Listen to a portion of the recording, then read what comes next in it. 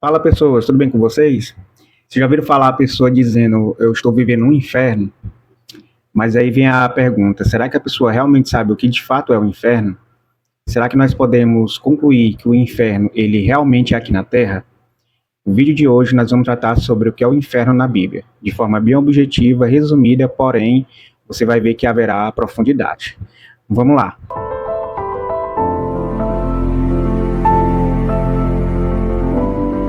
Nós vamos tratar hoje dos seguintes vocábulos. Nós vamos falar sobre o que é o inferno, vamos falar sobre o que é o Sheol, vamos falar sobre o que é o Hades, Tártaro, Guiena, Vale de Rinom e o Lago de Fogo.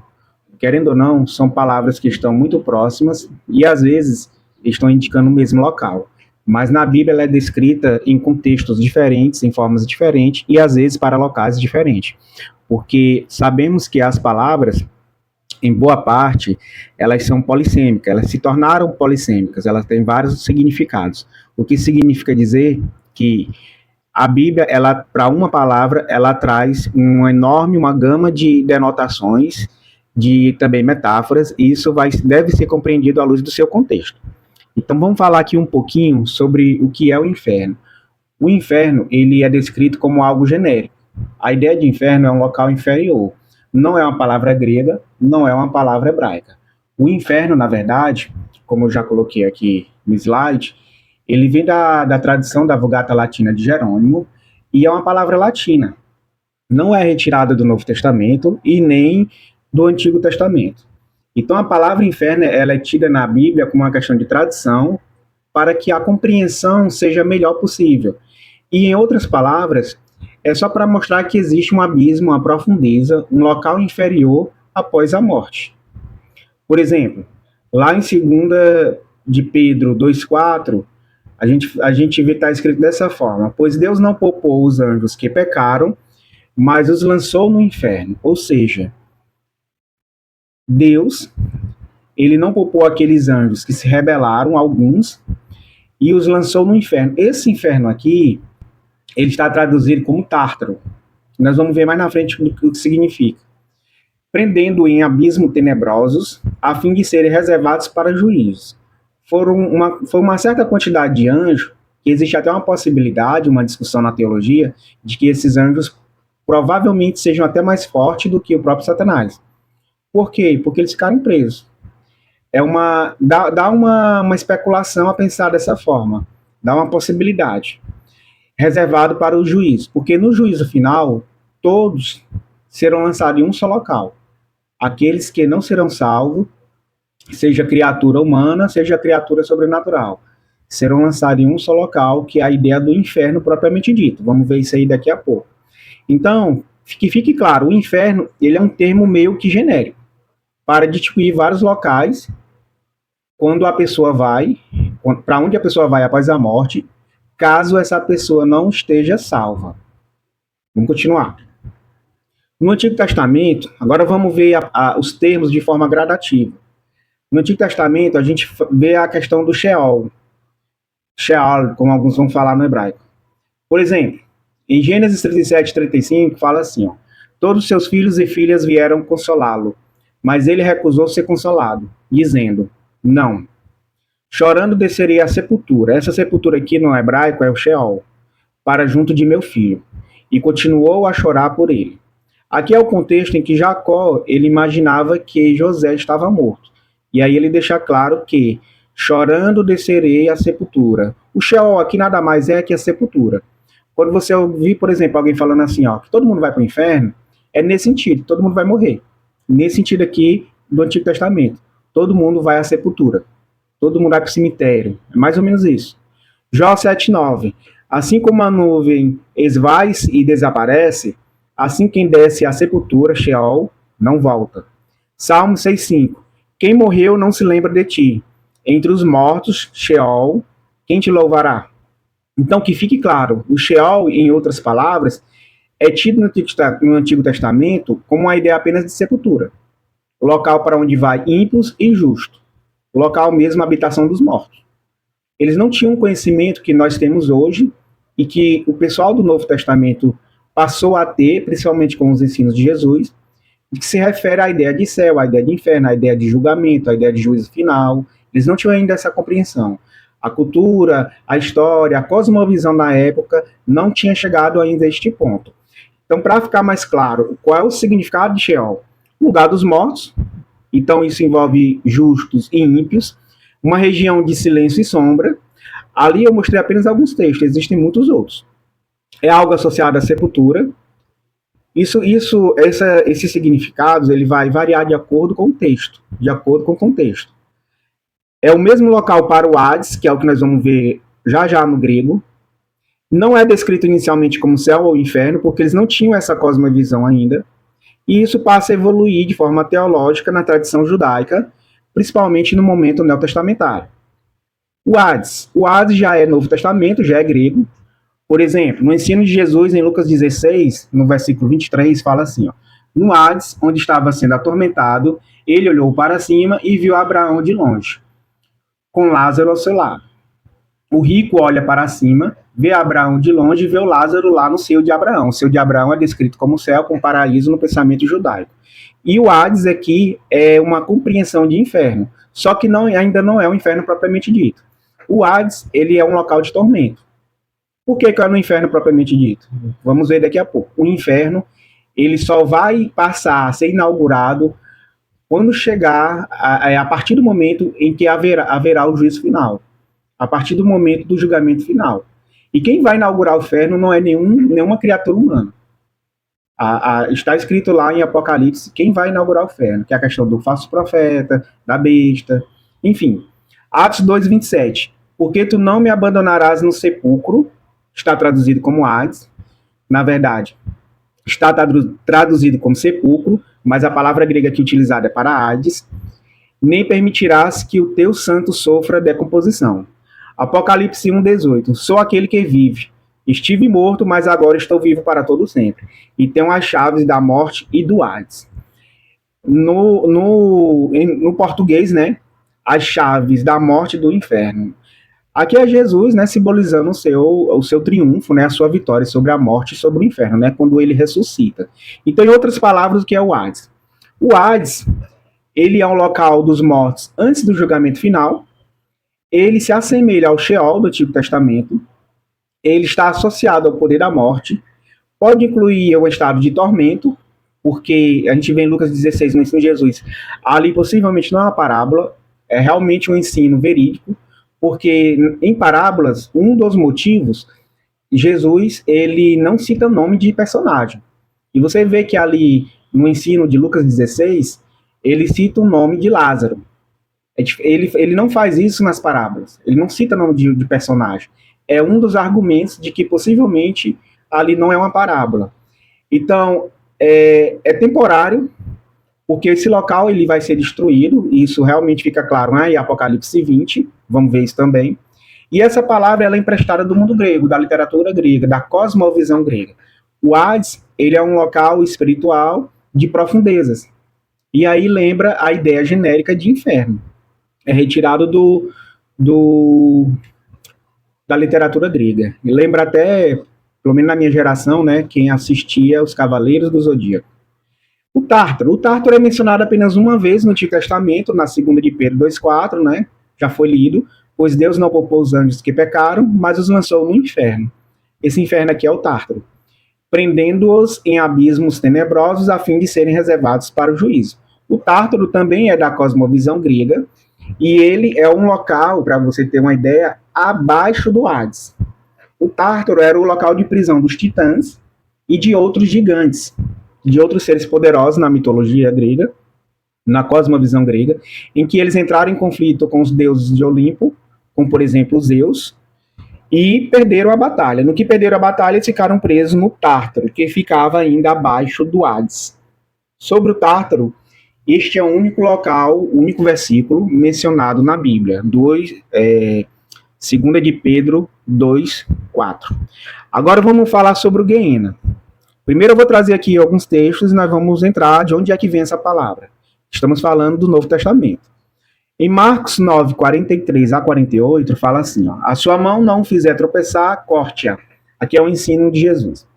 É melhor entrar na vida mutilado do que? Tendo as duas mãos e ir para o inferno. O inferno aqui está traduzido, ele é compreendido como Guiena. No grego é o Guiena, onde o fogo nunca se apaga. Observa, onde o fogo nunca se apaga. Porque Jesus está ligando aqui a um local de Jerusalém. Vai ficar mais claro daqui a pouco. Onde o seu verme não morre e o fogo não se apaga, que era uma ideia de lixão do local de Jerusalém. E se o seu pé o fizer tropeçar, corte-o. É melhor entrar na vida aleijado do que, tendo os dois pés, ser lançado no inferno, Guiena, onde seu verme não morre e o fogo não se apaga, o que já dá a ideia de eternidade.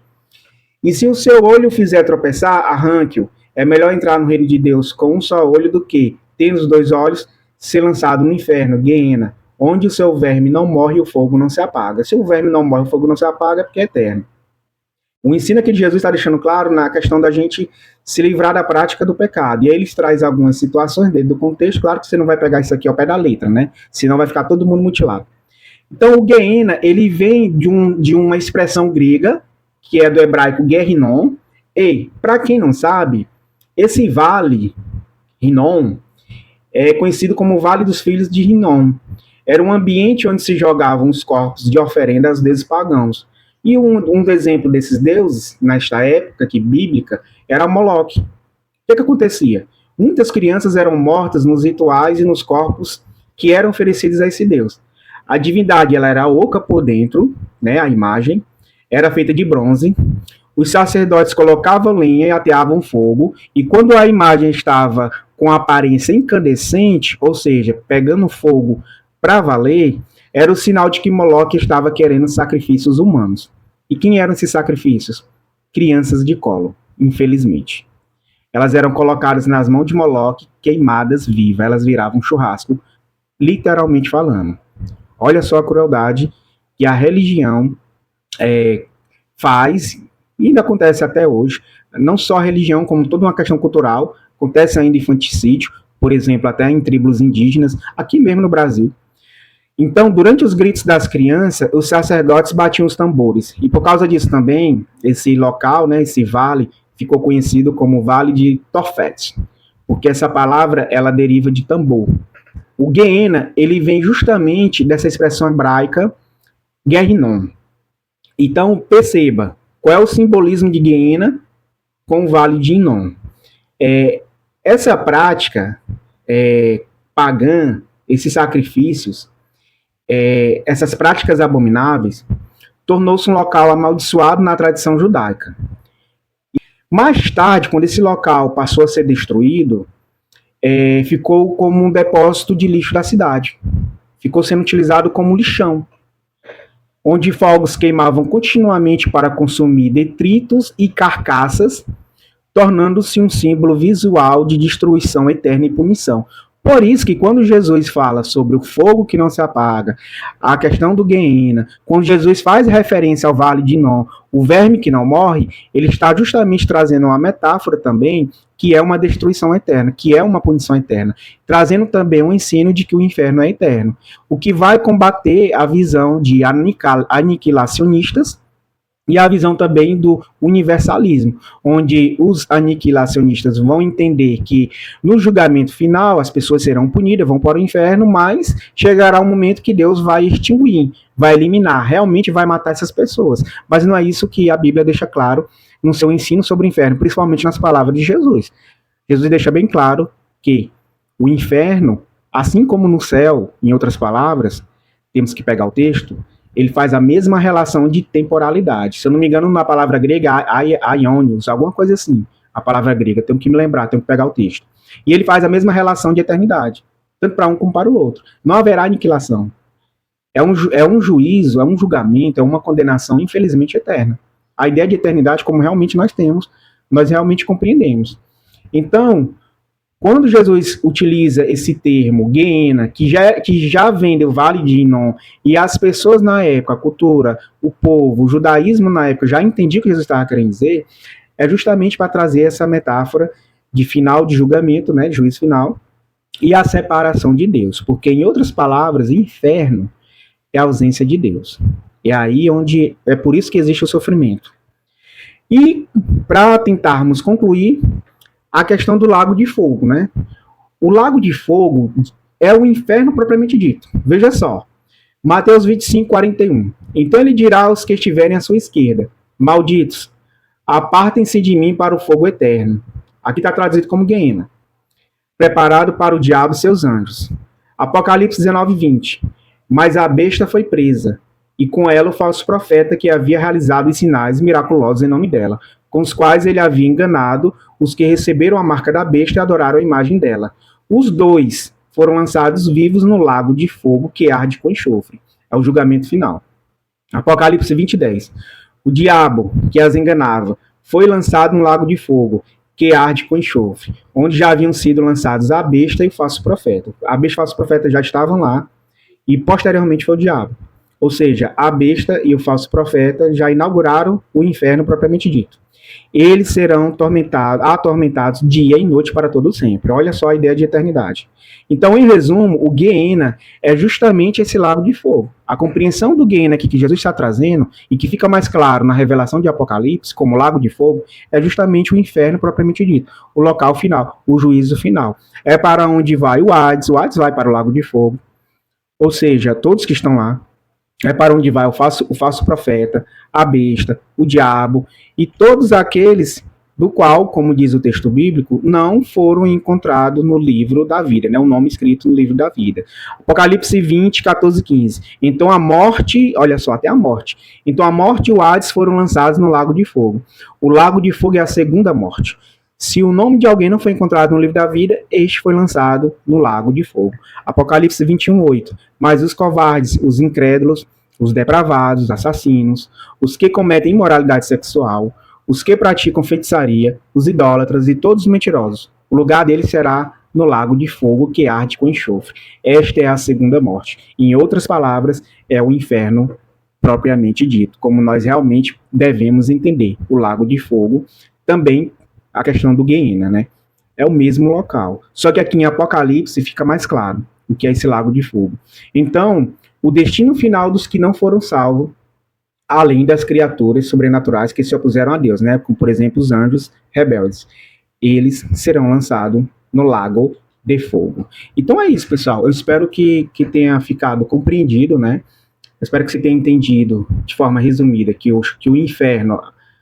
Não, a palavra inferno não existe no texto original, ela é retirada da Vulgata Latina de Jerônimo, né, para melhorar na compreensão, né, na questão da tradução, né, não que isso seja errado, porque não distorce o conteúdo bíblico, é um termo meio que genérico para, de certa forma, direcionar vários locais de acordo com o seu contexto.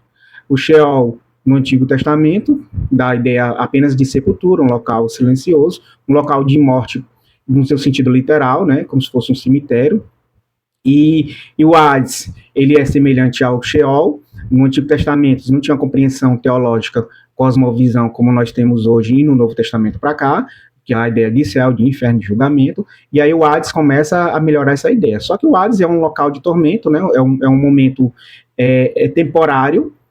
A Bíblia ensina, se não me falha a memória, em Hebreus, que após a morte segue seu juízo, ou seja, após a morte, ou você já vai direto para o céu, ou você já vai direto para o inferno. Essa ideia de dormir, de descansar, de sono da alma, isso aí são outras interpretações que, na minha compreensão, não está adequada, coerente aos textos bíblicos. Você vê o exemplo disso no caso do ladrão da cruz. Jesus disse ali, já estavam quase morrendo, né? Hoje mesmo estarás comigo no paraíso. Não tem vírgula ali em canto nenhum, nem no texto grego tem vírgula. Tem gente que vai dizer que ali tem uma vírgula e tal, que Jesus está falando de uma situação futura, mas não, Jesus está falando ali no presente mesmo. Hoje mesmo estarás comigo no paraíso. O ladrão morreu e já foi diretamente para o céu. Então, aquele que morreu, claro, né, que morre sem a salvação, ele vai para o Hades. Quando vier o julgamento final, aí sim, no julgamento final, todos serão julgados e aqueles que não vão para o céu, né, não vão morar no céu, digamos assim, né, a ideia do paraíso, será lançado no lago de fogo, que é o inferno mesmo, que deve ser melhor compreendido, né? E aí você viu a questão do Guiena, né? A Guiena no grego, que ele vem da expressão hebraica Guerrinon, aquele local lá que havia sacrifícios no Antigo Testamento, como por exemplo ao deus Moloque. Não, esse tipo de sacrifício era uma questão cultural do mundo antigo, não somente no mundo antigo, a gente vê isso também em outras culturas, como por exemplo na cultura asteca. Você também tem esse tipo de ritual, crianças sendo mortas a deuses astecas. Você vê isso em culturas no Peru, você vê isso em outras culturas de cananeus, de amonitas. Enfim, são várias culturas, são várias questões religiosas com esse tipo de prática. E você vê o infanticídio ainda hoje, infelizmente, em algumas culturas. Então, pessoal, eu espero que tenha ficado claro que essas expressões, elas indicam-se um local, mas deve ser melhor e devem ser bem compreendidas à luz do seu contexto. Senão a gente acaba fazendo uma salada e bagunçando tudo que a Bíblia está querendo dizer. E que fique claro, morreu, o céu ou Hades. Se vai para o céu, está garantido. Se vai para o Hades, já está garantido a questão do inferno.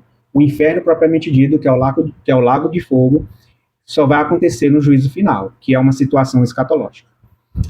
Inferno, pessoal, em outras palavras, é a ausência de Deus. Se você acha que você vive ou viveu um inferno, eu diria que você está enganado. Porque se você está, por exemplo, em uma situação ruim, é interessante, claro, que você busque ajuda, e eu diria que ainda não chega perto do que é o inferno. Porque o inferno, ele é tido na Bíblia como um local de tormento, um local de sofrimento, um local... Aí traz algumas metáforas, né, de algo que queima, de sede, de calor, de tortura, esse tipo de coisa. E o principal, a ausência de Deus. Por mais que você esteja sentindo-se em um inferno, eu diria que Deus não está ausente. Deus ainda está presente de forma transcendente e imanente. Ou seja, extra criação e dentro da sua criação, se relacionando com a sua criação, principalmente com o ser humano. Agora, o problema muitas das vezes é que nós estamos cegos e nós estamos, de certa forma, mortos nos nossos pecados, nos nossos delitos. E aí, claro, precisamos da presença de Deus para que possamos nos despertar.